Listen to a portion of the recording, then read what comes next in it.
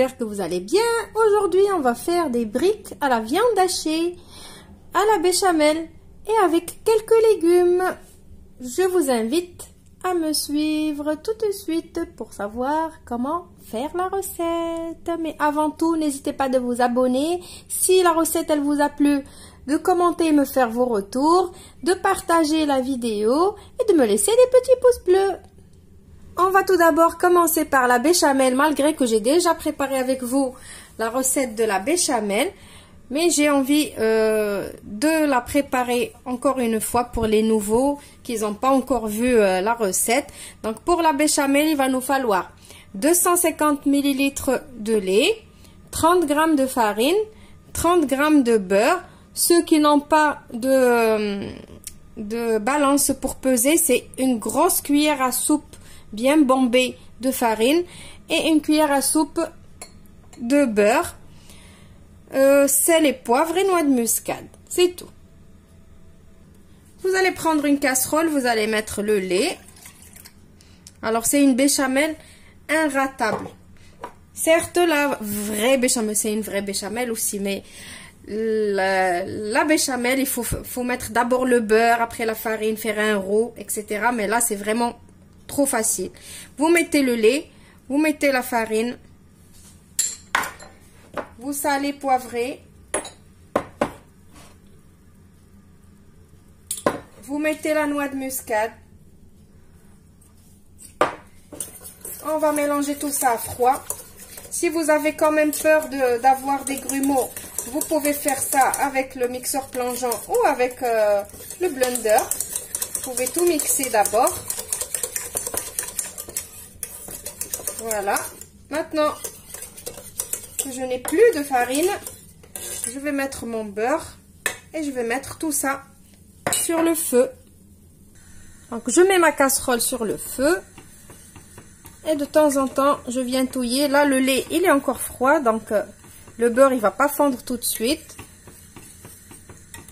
Donc vous touillez jusqu'à ce qu'elle s'épaissit. Là ces ingrédients là c'est pour une béchamel bien épaisse. Si vous voulez une béchamel un petit peu moins épaisse, vous pouvez cliquer sur le petit i qui va s'afficher maintenant pour faire vos gratins ou quoi que ce soit. Mais là, comme c'est des briques qu'on va faire, du coup, on a besoin d'une béchamel bien épaisse. Voilà. Donc, je vais touiller et laisser cuire jusqu'à ce que ça s'épaissit. Voilà, donc ma béchamel elle commence à s'épaissir.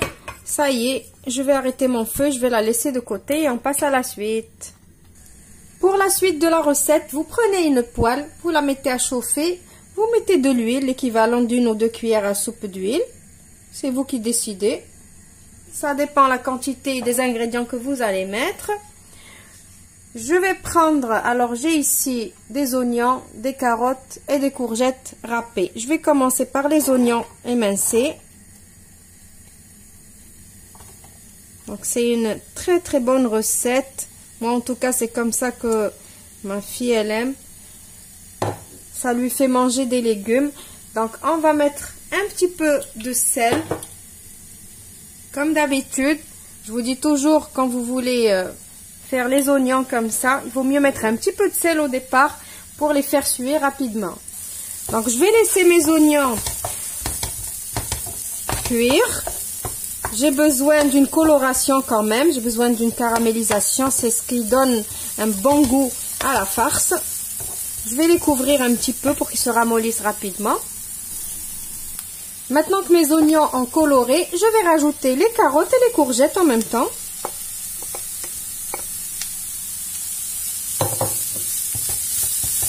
Et je vais les laisser cuire aussi. Bon, je vais couvrir un peu pour que ça ramollisse vite. Et après, je vais les laisser cuire 5 ou 6 minutes. Alors, n'hésitez pas de touiller de temps en temps, bien évidemment. Et laissez bien cuire les carottes et les courgettes parce que c'est pas évident pour les enfants de voir dans des briques les légumes comme ça, croquants. Donc, laissez-les, mais vraiment bien cuire. Maintenant que mes légumes ils sont cuits, on va rajouter la viande hachée. Alors, n'oubliez pas toujours ma petite astuce que je vous ai donnée il y a longtemps pour que votre viande hachée s'émiette facilement. Je ne sais pas si vous vous rappelez. Alors, pour qu'elle s'émiette facilement, vous prenez votre viande hachée, comme moi maintenant, elle était dans le bol. Vous rajoutez 2 ou 3 cuillères à soupe d'eau dessus et vous la mélangez avec les mains. Vous l'écrasez avec les mains et elle devient plus moelleuse. Et après, elle s'effrite facilement dans la poêle comme ça. Elle s'émiette plutôt, elle s'effrite. Donc c'est surtout pour les farces, pour les sauces bolognaises et tout ça. Moi j'utilise cette astuce. Donc bien évidemment l'eau qu'on va rajouter, elle s'évapore après à la cuisson. C'est juste pour vous éviter le bloc de viande hachée en fait. Donc là je vais commencer à assaisonner. Je vais juste saler et poivrer, mais faites attention avec le sel parce qu'on va rajouter la béchamel qu'on a déjà salée. On va rajouter un autre ingrédient. Donc ne salez pas trop. On met le poivre. Je mélange un peu. Et je n'hésite pas de faire comme ça avec ma cuillère en bois.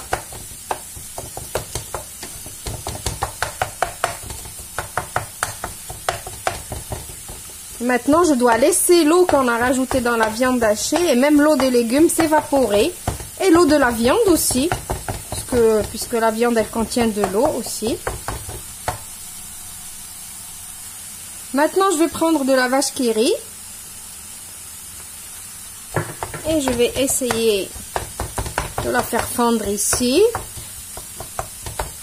Alors, si vous ne voulez pas rajouter la vache qui rit, vous n'êtes pas adepte comme moi de la vache qui rit, ne la rajoutez pas. Faites comme vous voulez. Moi, ceux qui me connaissent savent que je suis une adepte de vache qui rit, j'adore. Et surtout pour des farces comme ça rend service et ça donne du goût.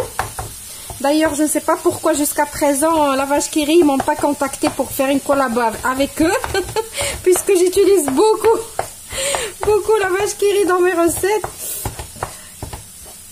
Donc, on va mélanger. Et maintenant, vient le moment de rajouter notre béchamel. Vous avez vu comme elle a durci? Comme ça, voilà. Donc, je la rajoute.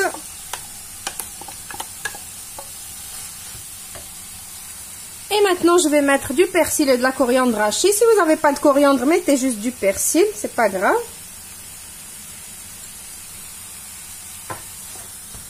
Si vous n'avez pas de persil et de coriandre, c'est que vous n'avez pas vu la vidéo où je vous ai montré comment conserver le persil et la coriandre hachée et aussi comment les hacher sans hachoir ni rien du tout. Si vous voulez voir la vidéo de comment conserver les herbes aromatiques, cliquez sur le petit i qui va s'afficher maintenant. Voilà, donc maintenant, je vais arrêter mon feu et laisser cette farce bien refroidir parce que la béchamel, maintenant, elle devient liquide au contact de la chaleur, pas trop liquide parce qu'on a fait une béchamel épaisse, mais on a besoin, pour faire les briques, on a besoin d'une farce bien épaisse. Donc, je vais l'enlever de la poêle et la laisser bien refroidir. Et je vous retrouve juste après. Maintenant que ma farce a refroidi, j'ai préparé mes feuilles de briques. Je les ai coupées en deux pour faire des cigares. Il va vous falloir un œuf, 50 ml d'huile. Vous rajoutez sur l'œuf et autant de lait. Vous mélangez. Alors, je suis sûre que vous êtes en train de vous dire qu'est-ce qui va se passer. Donc, ça, c'est le mélange avec quoi on va... Vous allez voir. suspense. Donc vous allez prendre votre feuille de brique et un pinceau et vous prenez de ce mélange et vous venez en mettre sur toute la feuille. Et vous allez voir, à la cuisson, ils sont top, top, top. D'ailleurs, j'ai déjà partagé avec vous cette idée. Mais bon, je la répète avec vous parce que je sais que vous n'allez pas voir les anciennes recettes. Donc maintenant, je vais mettre de la farce. Vous avez vu, la farce, elle s'est épaissie. Et ça y est, on va faire notre brique. Comme ça. Et là, il n'y a pas besoin de fermer la brique ni rien du tout avec ce mélange.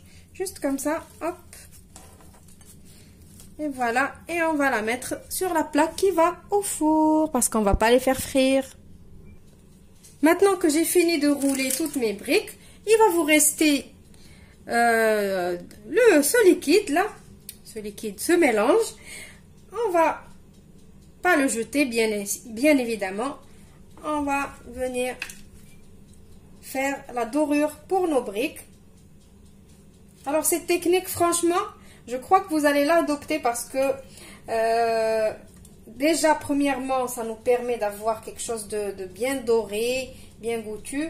Et deuxièmement, ça vous est sûrement arrivé une fois, vous avez acheté des feuilles de briques et ils sont restés traînés. Et après, quand vous les avez ouverts, vous les avez trouvées toutes sèches. Et du coup, avec cette technique-là, même si elles sont sèches, vous pouvez les utiliser, vous n'allez plus les jeter. Voilà, donc maintenant, je vais finir de faire la dorure. Et je vais les mettre dans un four préchauffé à 200 degrés. Pendant une vingtaine de minutes. Mais après, on n'a pas tous le même four. Il faut surveiller votre four. Et d'ailleurs, si vous voulez voir le four que j'ai, moi, je vous invite à cliquer sur le petit i qui va s'afficher maintenant. Comme ça, vous voyez la vidéo de mon four, comment il est. Et je vous retrouve juste après pour le résultat final. Voilà mes briques après leur sortie du four. J'espère que la recette d'aujourd'hui vous a plu, que vous allez l'essayer. C'est une idée pour le ramadan aussi, pourquoi pas. Et même sans le ramadan, moi je mange beaucoup de briques, même sans le ramadan. Je ne sais pas pourquoi on a cette tendance de dire on va faire les briques que pendant le ramadan. Donc voilà, vous avez vu. Je vais vous couper une à l'intérieur, comme ça vous voyez.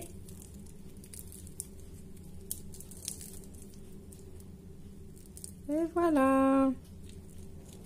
Donc je vais vous dire, je vous retrouve dans une nouvelle recette prochainement comme d'habitude. Ne m'oubliez pas avec vos gentils commentaires, vos likes et vos partages, surtout vos partages, ça aide d'autres gens à me connaître. Et voilà, je vous embrasse et à la prochaine.